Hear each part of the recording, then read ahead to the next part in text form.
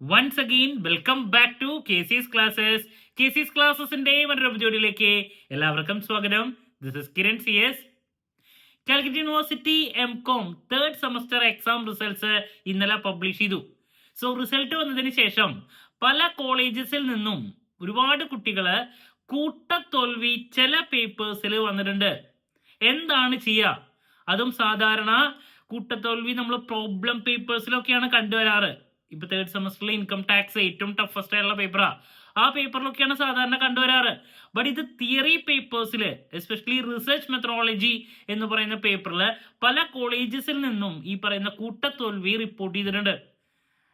എന്ന് വെച്ചിട്ടുണ്ടെങ്കിൽ ആ ഒരു പേപ്പറിൽ മാത്രം ഒരുപാട് കുട്ടികളെ തോൽക്കുക. സോ എന്താണ് നെക്സ്റ്റ് ചെയ്യേണ്ടത്? ആ ഒരൊറ്റ പേപ്പറിൽ മാത്രം. സോ റീവാലുവേഷൻ കൊടുക്കണോ, അതിനേക്കാൾ മുമ്പ് കംപ്ലൈന്റ് കൊടുക്കണോ, കംപ്ലൈന്റ് കൊടുത്തിട്ട് കാര്യമുണ്ടോ, ഇതാണ് കുട്ടികൾക്ക് അറിയേണ്ടത്. സോ ഇതാണ് നമ്മൾ ഇന്നത്തെ വീഡിയോയിൽ ഡിസ്കസ് ചെയ്യാൻ ഉദ്ദേശിച്ചിട്ടുള്ള. വീഡിയോയിലോട്ട് പോണേക്കാൾ മുമ്പ് പറയാനുള്ളത്, നമ്മുടെ സ്ഥാപനം കാലിക്കറ്റ് യൂണിവേഴ്സിറ്റി MCOM എല്ലാ സെമസ്റ്ററിലെയും ക്ലാസ്സസ് പ്രൊവൈഡ് ചെയ്യുന്നുണ്ട്. ലൈവ് ക്ലാസ് ഗൂഗിൾ മീറ്റിലൂടെ പ്രൊവൈഡ് ചെയ്യുന്നു. വീഡിയോ ക്ലാസ്സിന്റെ റെക്കോർഡും ആക്സസ് ചെയ്യാൻ സാധിക്കും. അതുകൊണ്ട് തന്നെ എപ്പോൾ വേണമെങ്കിലും പഠിച്ച് ഡൗട്ട് ഉള്ളത് ചോദിക്കാനുള്ള അവസരം ഉണ്ടെന്നുള്ളതാണ്. ഇതുവരെയുള്ള നമ്മുടെ റിസൾട്ട്സ് ഒക്കെ സൂപ്പർ റിസൾട്ട്സ് ആണ് കേട്ടോ. സോ നമ്മുടെ ക്ലാസ്സിൽ ജോയിൻ ചെയ്ത് പഠിച്ച് നല്ല മാർക്ക് മേടിക്കാൻ താല്പര്യമുള്ള കുട്ടികൾക്ക് ഡിസ്ക്രിപ്ഷൻ ബോക്സിലുള്ള എൻ്റെ വാട്സപ്പ് നമ്പറിൽ കോൺടാക്ട് ചെയ്യാം, ക്ലാസ്സസ് ആക്സസ് ചെയ്യാം. ഓക്കെ, സോ നമുക്ക് എന്തെങ്കിലും വീഡിയോയിലോട്ട് പോകാം.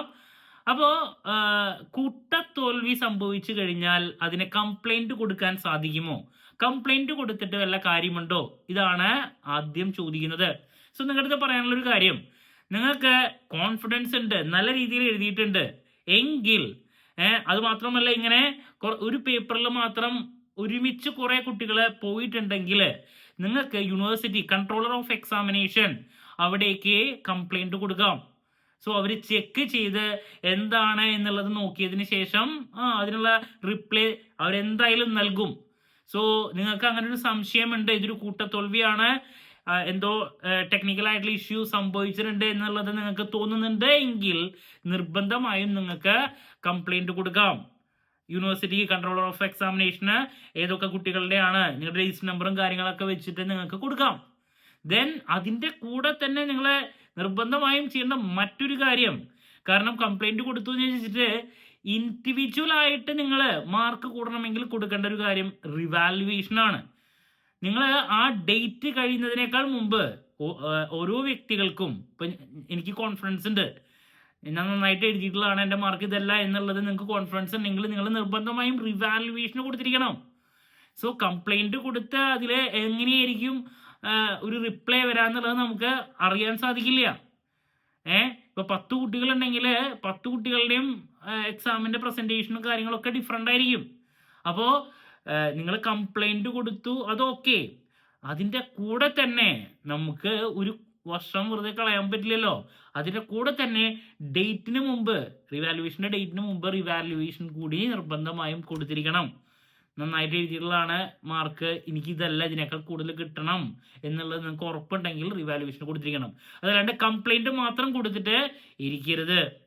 ഓക്കെ, ദെൻ റിവാലുവേഷൻ വേണോ, സ്ക്രൂട്ടിനി വേണോ, ഫോട്ടോ കോപ്പി കൊടുക്കണോ, ഇതിന്റെ ഡിഫറൻസും കാര്യങ്ങളൊക്കെ റിലേറ്റ് ചെയ്തിട്ട് ഞാൻ ഇന്നലെ ഒരു വീഡിയോ ചെയ്തിട്ടുണ്ടായിരുന്നതാണ്. വീഡിയോ ചെക്ക് ചെയ്യുക, അപ്പം നിങ്ങൾക്ക് ഡീറ്റെയിൽ ആയിട്ട് അതിനെ പറ്റിയിട്ട് മനസ്സിലാക്കാൻ സാധിക്കും. ദെൻ ഒരുപാട് കുട്ടികൾ ചോദിക്കുന്ന മറ്റൊരു ചോദ്യമാണ്, ഇപ്പൊ തേർഡിൽ ഇപ്പോൾ ഈ സപ്ലി വന്നു, പല കുട്ടികൾക്കും ഈ പേപ്പറിൽ പോയി, എന്താണ് നെക്സ്റ്റ്? ഒരു വർഷം പോവും. നെക്സ്റ്റ് നിങ്ങൾക്ക് ഇതിന്റെ എക്സാം വരണമെങ്കിൽ നവംബർ ആവണം. നിങ്ങൾക്ക് 4th കഴിഞ്ഞു, നിങ്ങളുടെ എല്ലാ കാര്യങ്ങളും കഴിഞ്ഞതാ. ഇനി കോഴ്സ് കംപ്ലീറ്റ് ചെയ്ത് പിന്നെ വീണ്ടും എക്സാം വരണമെങ്കിൽ ഞാൻ പറഞ്ഞു ഈ പറയുന്ന നവംബർ മാസമായിരിക്കണം. ദെൻ അത് കഴിഞ്ഞാൽ അതിന് റിസൾട്ട് ഈ ഒരു ടൈമിലെ വരല്ലോ, 2026 ജനുവരി ആ ഒരു ടൈമൊക്കെ ആവും റിസൾട്ട് വരാൻ. അപ്പോൾ 1 ഇയർ നിങ്ങളുടെ കയ്യിൽ നിന്ന് പോവും. ഓക്കെ, ക്ലാരിറ്റി കിട്ടിയെന്ന് പ്രതീക്ഷിക്കുന്നു. നിങ്ങൾ ചെയ്യാനുള്ള കാര്യങ്ങൾ ചെയ്യുക, കംപ്ലൈന്റ് കൊടുത്ത് നിങ്ങൾക്ക് നല്ലൊരു റെസ്പോൺസ് കിട്ടട്ടെ. ദെൻ അതിൻ്റെ കൂടെ തന്നെ ഞാൻ ഈ പറഞ്ഞ കാര്യം ചെയ്യാൻ മറക്കരുത്. നമുക്ക് പറയാം, നമ്മളെപ്പോഴും പോസിറ്റീവായിട്ട് തന്നെ ചിന്തിക്കുക. നെഗറ്റീവായിട്ടുള്ള റിപ്ലൈ ആണ് വന്നിട്ടുള്ളതെങ്കിൽ ഇൻഡിവിജ്വൽ ആയിട്ട് നിങ്ങൾക്ക് മാർക്ക് ഒരു ചേഞ്ച് വരണമെങ്കിൽ നിങ്ങളുടെ ഭാഗത്ത് എടുക്കേണ്ട ഒരു സ്റ്റെപ്പ് എന്ന് പറയുന്നത് റിവാലുവേഷനാണ്. സോ അത് ചെയ്തിരിക്കണം കേട്ടോ. നമ്മൾ MCOM 4th സെമസ്റ്ററിലെ 3 പ്രോബ്ലം പേപ്പേഴ്സിന് കോച്ചിങ് പ്രൊവൈഡ് ചെയ്യുന്നുണ്ട്. ഓൾറെഡി ക്ലാസ്സസ് ഒക്കെ അവൈലബിൾ ആണ്.